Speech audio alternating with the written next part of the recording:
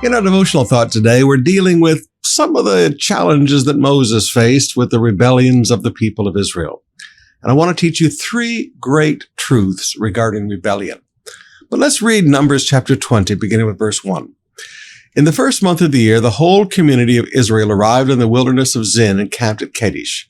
While they were there, Miriam died and was buried. There was no water for the people to drink at that place, so they rebelled against Moses and Aaron. The people blamed Moses and said, "If only we died in the Lord's presence with our brothers. Why have you brought the congregation of the Lord's people into this wilderness to die along with our livestock? Why did you make us leave Egypt and bring us here to this terrible place? This land has no grain, no figs, no grapes, no pomegranates, and no water to drink." Moses and Aaron turned away from the people and went to the entrance of the tabernacle, where they fell face down on the ground. Then the glorious presence of the Lord appeared to them. There are three great truths I want you to see here about the rebellion of the people of Israel in this passage. The first great truth is that rebellion is often caused by need.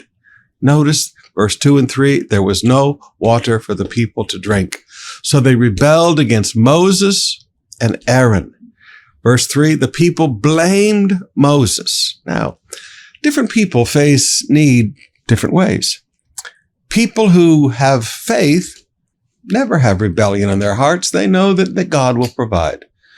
People who face need, always wanting to blame somebody else, and they have no faith, usually wind up in rebellion. Now, in my short life, I've seen this played out again and again. I've watched it in churches all over the world.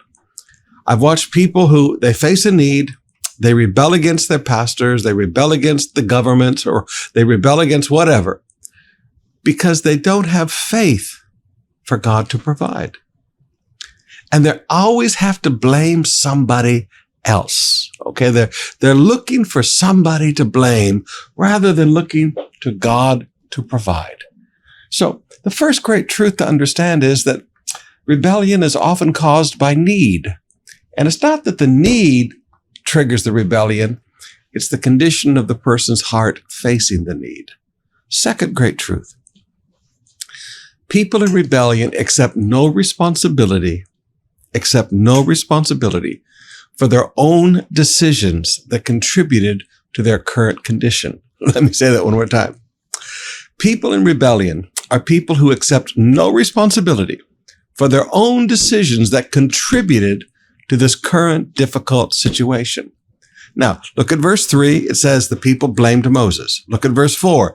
Why have you brought the congregation of the Lord's people into this wilderness to die along with our livestock? Why did you make us leave Egypt and bring us here to this terrible place? Now, Moses could have looked at them and said, why did you rebel against God at the entrance to the promised land and then you couldn't go in? You know, they could have had a big tit-for-tat spitting contest, but they didn't. Moses backed away, as we'll talk about here in just a moment. But isn't it interesting? They blamed Moses, and they would not accept any responsibility for the fact that, you know what? They could have already been living in their own homes, sleeping in their own bed. They could have already been harvesting their own crops in the promised land. They could have already been having their own properties in the promised land. They could have already been enjoying the blessings and the promises of God, but they, in their rebellion and in their lack of faith, made bad decisions.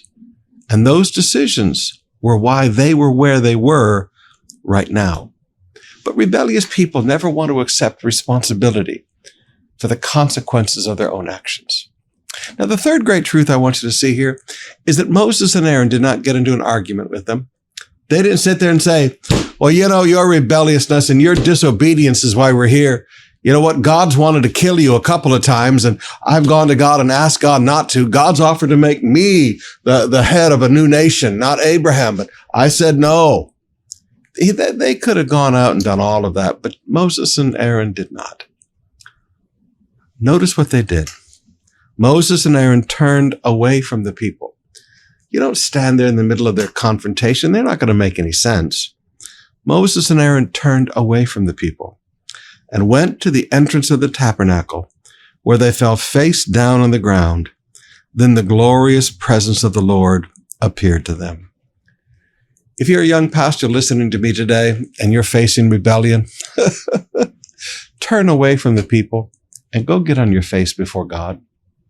That's the solution to rebellion. Not getting in a war, not telling them how foolish they were and how rebellious they were and it's their fault. They're not going to accept any of that. Just go get on your face before God in Jesus' name.